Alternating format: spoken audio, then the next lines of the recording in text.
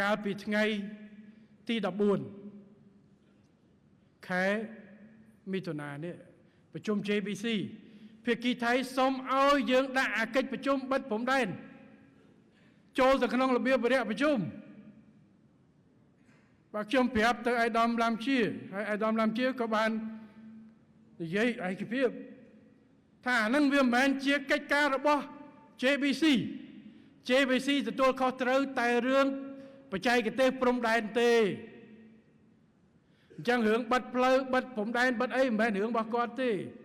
ប៉ុន្តែមួយទៀតវាសាមញ្ញបំផុតពេលដែលថៃតបថៃបិទព្រំដែនឯកតោភាគីក៏អត់មានប្រាប់យើងមួយម៉ាត់ណាគាត់ធ្វើឯកតោភាគីតើអញ្ចឹងវាស្រួលណាស់បិទឯកតោភាគីបើកវិញឯកតោភាគីទៅវាចប់ហើយបាទ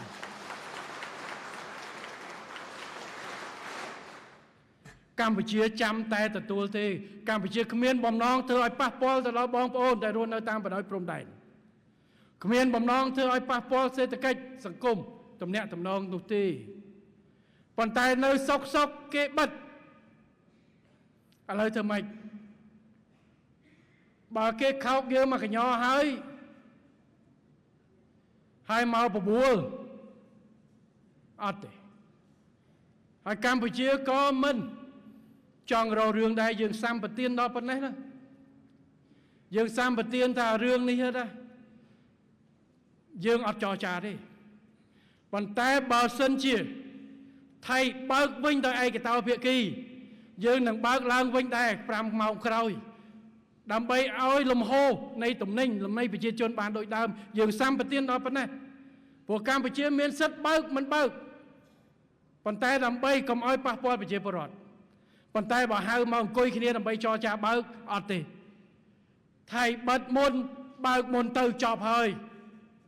អាហ្នឹងរឿងតែប៉ុណ្្នឹងតើបាទអាហ្នឹងសុំបញ្ជូនឲ្យខ្ញុំបានបញ្ជូនសារនេះទៅហើយខ្ញុំក៏បាននិយាយទូរស័ព្ទជាមួយជំទាវបឋមថាតយប់ថ្ងៃ13ប្រាប់ថាអត់នៅក្នុងទាំងទេ13អីម្សិលមួយថ្ងៃយប់ម្សិលមួយថ្ងៃថ្ងៃ16 15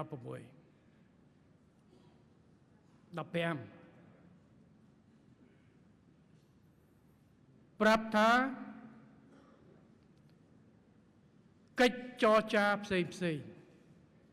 ទាហាននិងទាហានដើម្បីកែសម្រួលកងទ័ពទាំងសងខាងកុំឲ្យប្រឈមប៉ុន្តែការធ្វើនីមួយត្រូវផ្អែកទៅលើទំនុកទុកចិត្ត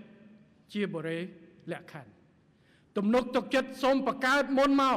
គឺតាមរយៈការបើកច្រកព្រំដែនឲ្យទៅស្ថានភាពដូចមុនថ្ងៃ7មិថុនាដែលថៃដាក់ដោយឯកតោភាគីឡើងវិញបើកអានឹងឲ្យស្មើឡើងវិញបានអានឹងបានជាបរិយាលក្ខខណ្ឌយើងអាចគិតពីរឿងចរចារឿងកងទ័ពបន្ថែមទៀតបាទអានេះច្បាស់ប៉ុណ្ណឹង